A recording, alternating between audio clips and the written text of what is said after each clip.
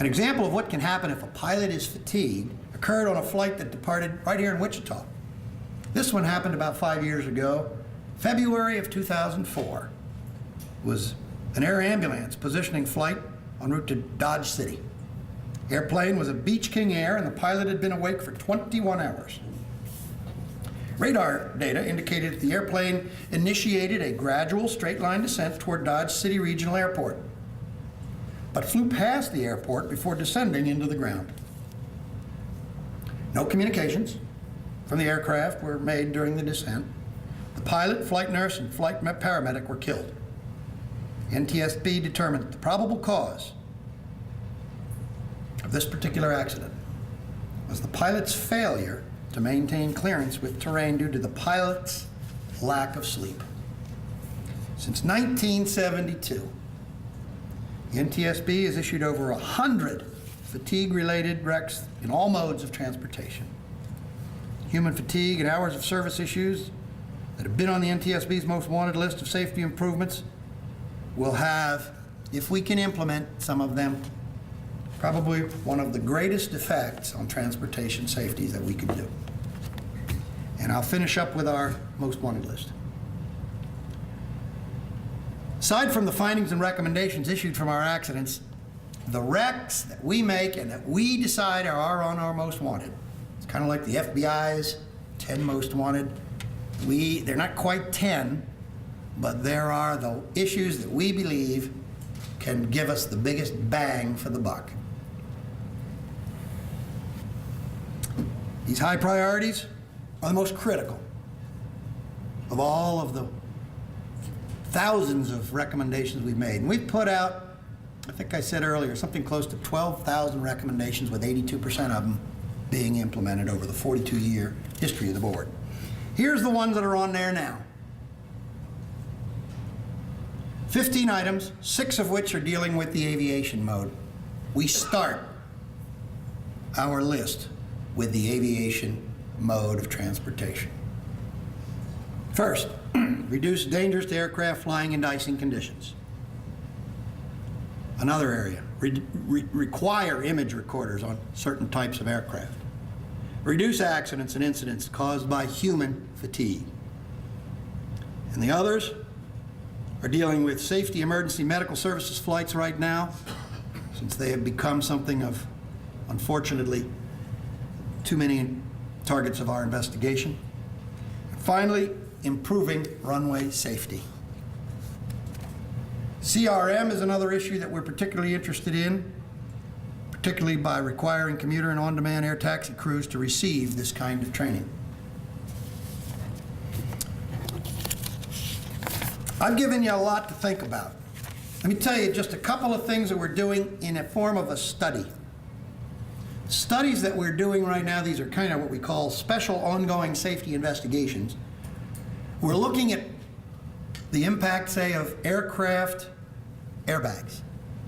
We're looking at that in the GA community. We're looking at the advanced cockpit phenomenon right now. We're looking at human fatigue, and we're also looking at special light sport aircraft.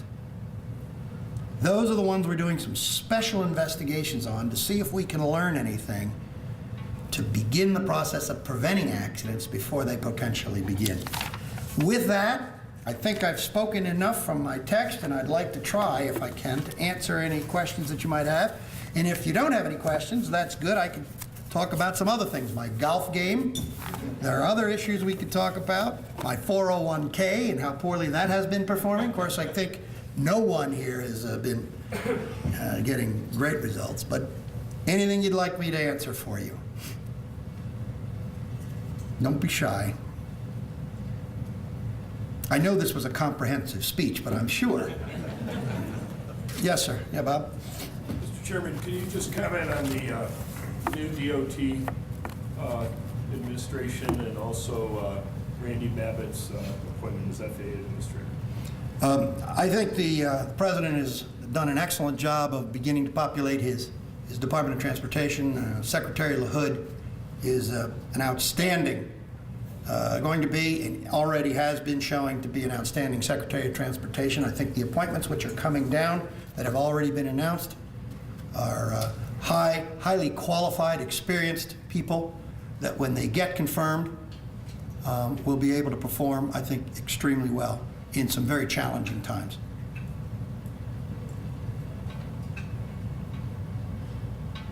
Yes, sir. Is there any chance that NTSB will ever put the pre-NTSB accidents on their website?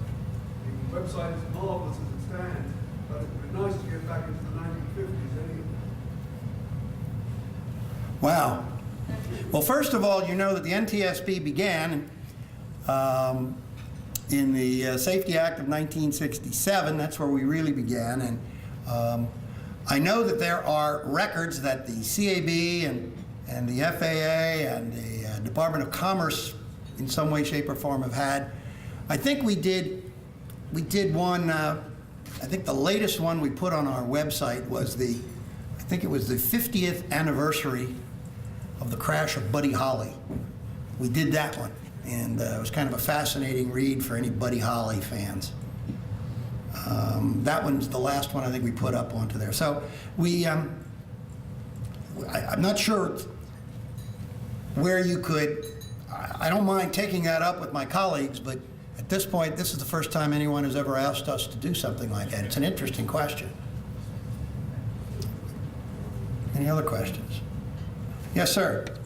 What is the best approach for promoting business aviation? As you mentioned, you gave us a recommendation about promote business aircraft. How do we go about doing that? God, I wish I had that silver bullet. That question was, how do we go about attempting to change the attitudes that unfortunately came from the performance a few months ago from some of the executives that showed up in Washington? That's tough. But I will tell you that your public affairs and marketing people within your community are probably about as good as you can find.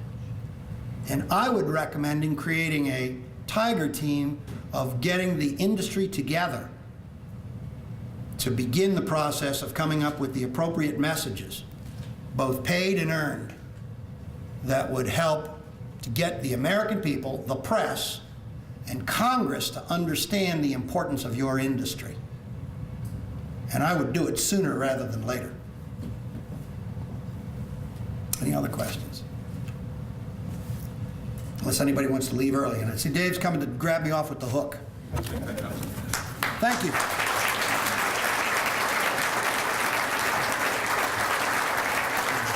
Mr. Chairman, we thank you a great deal for being here today. We are greatly appreciative of your insights and your perspective, as I said in my letter. I also wanted to take this opportunity to present you with a little memento of your appearance with us here today. And it's a wall clock Wow, thank that you you can use very in your much. office or whatever. This will But be in my office, and I appreciate that. Thank you. we are greatly appreciative of all that you do to help us save lives Thank in this industry too. Appreciate it. Thanks for being here. Thank you, everyone.